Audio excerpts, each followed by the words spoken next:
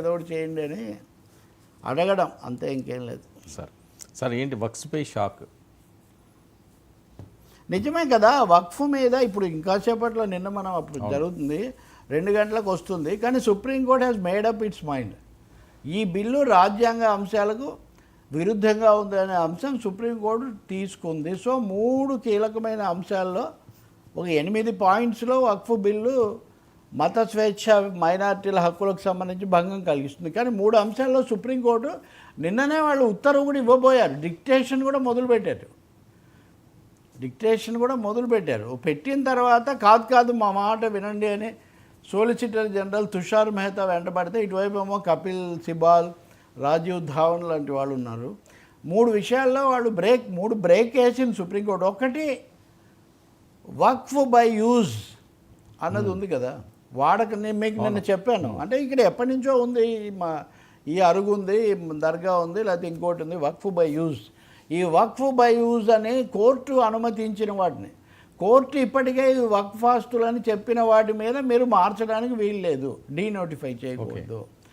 Second thing, ఒకవేళ మీరు కేసులు మేము టేకప్ చేస్తాము, కలెక్టర్లు విచారణ జరుపుతారు అన్నప్పటికీ కూడా ఇప్పుడు తెచ్చిన కొత్త చట్టం ప్రకారం కలెక్టర్ విచారణలో ఉన్నది వక్ఫ్ ఆస్తిగా పరిగణించబడదు. ఓకే, ఇది మామూలు న్యాయానికి కూడా విరుద్ధం. ఎందుకంటే ఒక ఆస్తి మీది, అది విచారణలో ఉందంటే విచారణ తేలిన తర్వాత కదా దాని స్వభావం మారుతుంది. కానీ కొత్త చట్టం ప్రకారం వక్ఫ్ ఆస్తి అన్నదిగా ఉన్న దాని మీద విచారణ మొదలైతే, కలెక్టర్ విచారణ ప్రారంభిస్తే వెంటనే అది వక్ఫ్ ఆస్తి కాకుండా పోతుంది. ఓకే, ఇది తప్పకుండా, ఇది కుదరదు, ఇది సహజ న్యాయానికి విరుద్ధం, కాబట్టి దీన్ని కూడా మేము అనుమతించము అని చెప్పింది సుప్రీంకోర్టు. మూడవది, హిందూ దేవాలయాల్లో సాహిబ్ గారు వచ్చి పూజ చేస్తానంటే మీరు ఒప్పుకుంటారా అని ఒకటే ప్రశ్న వేసింది. ముస్లిమేతరులను వక్ఫ్ బోర్డుల్లో పెట్టాలి అని మీరు పదే ఇందులో చేశారు కదా, ఏదైనా హిందూ చారిటబుల్ ఎండోమెంట్ ఇన్స్టిట్యూషన్లో నాన్ ముస్లిం వస్తే మీరు నాన్ హిందూ వస్తే మీరు ఒప్పుకుంటారా, ముస్లింలను పెట్టుకుంటారా అని ఒక ప్రశ్న వేసింది. ఇది చాలాసార్లు ప్రస్తావనకు వచ్చినటువంటిదే. కాబట్టి ప్రభుత్వం ఒక రాజకీయ ఉద్దేశంతో తెచ్చిన దానికి సుప్రీంకోర్టు ఖచ్చితంగా బ్రేక్ వేసింది.